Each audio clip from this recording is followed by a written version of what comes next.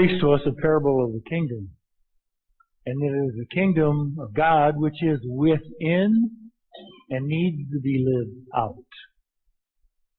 So what we have here is a picture of a master who gave all his possessions, his prized possessions, to his servants and said, here, I'm going to give you this. I want you to make something of it. That directly relates to us because God's done the same thing to us. The God of life, the God of love has given us the gift of life. And there is love within us.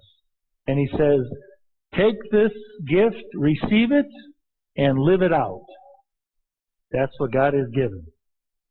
So, what the master does was he goes away for a long time. And I suspect that relates directly to us because it seems sometimes more than others that God is gone. He's absent.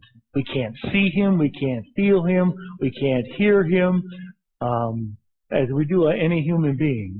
He seems absent sometimes more than others, but we don't see Him. So He says, here's the gift. Now make the best out of it that you can. But He just doesn't say, go ahead and do it. He's given us the gift of faith. As we are baptizing these children in that faith this morning, He's given us the gift of faith that we might be able to figure out what to do with our lives, with the talents that we've been given and the life that we've been given to live. So, one was given 5 talents and one 2 and one 1, and it's like we all have different gifts. Some might be considered more important than others, but we all have the gifts that we need to live this life. Isn't that not true? Okay. We have those gifts and we have what we need. So I said, develop them. And so we are to live our lives trying to make something of it, to give some purpose to our lives and to make a difference, a positive difference in the world. And a difference of faith. And God's given us the Scriptures, the example of Jesus.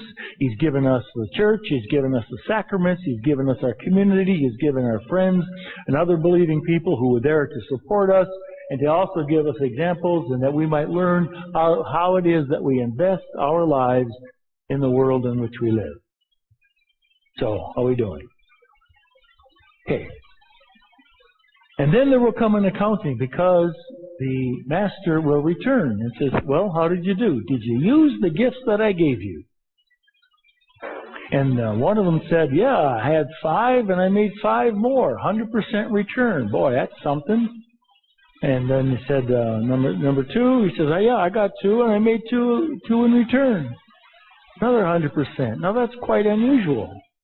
He says, well, thanks for being a faithful and reliable steward who invests what you have, and that you did that made 100%, well, that's something, really. And then goes to the one and said, well, I buried it. I buried the gift of faith. I buried the Spirit because I was afraid. I was afraid of life. I was afraid to live. I was afraid to spend my life for others, to give it away, to use my talent. And we can tell that the master didn't expect 100% return because he says, well, at least you could have invested it so that I would have gained some interest on my return. So it is up to us then to say, this is the gift that God has given. How is it that I'm going to invest it, use it, live it out? The kingdom of God within, that life and that love, that faith that we have been given, how is it that I'm going to live it out?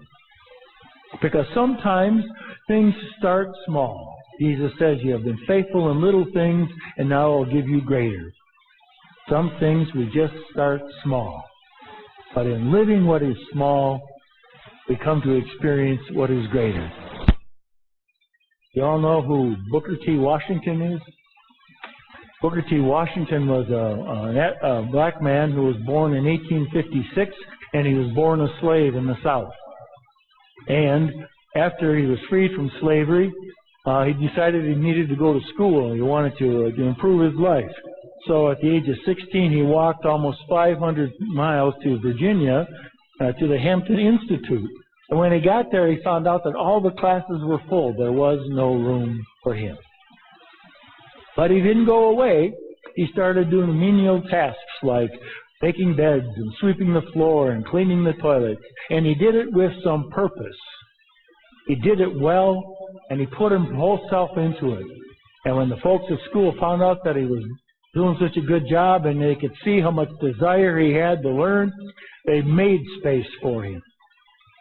And then Booker T. Washington, after he got his education, he became a famed teacher and eventually founded the Tuskegee Institute in Alabama. In addition, he became an African-American educator, an author, an orator, and an advisor to many presidents of the United States. He was also a dominant leader in the African-American community around the turn of the 20th century.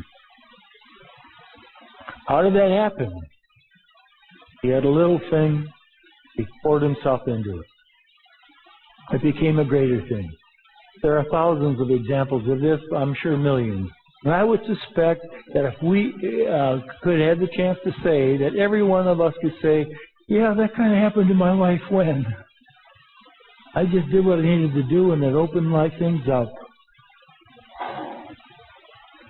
Sometimes, though, little things are in and of themselves greater things. Seems like a small thing, but it's one of the greatest.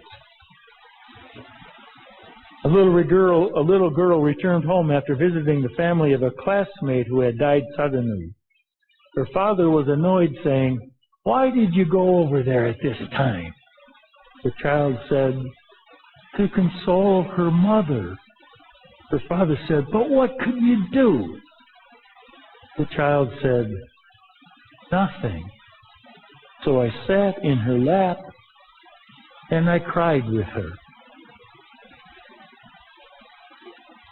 Who can't do that? Such a little thing and such a great thing, which represents that kingdom of God which is within and needs to be lived out. The kingdom which begins at our baptism and is lived out throughout life. God entrusts that to us to live it out from our hearts and our minds and our soul. So I'm going to end with a harvest prayer that somebody gave me a couple weeks ago, and in part it says this: care for those around you. Look past your differences. Their dreams are no less than yours. Their choices in life no more easily made. And give. Give any way you can. Give in every way you can. Give whatever you possess. Give from the heart. To give is to love. To withhold is to wither. Care less for the size of your harvest than for how it is shared. And your life will have meaning. And your heart will have peace.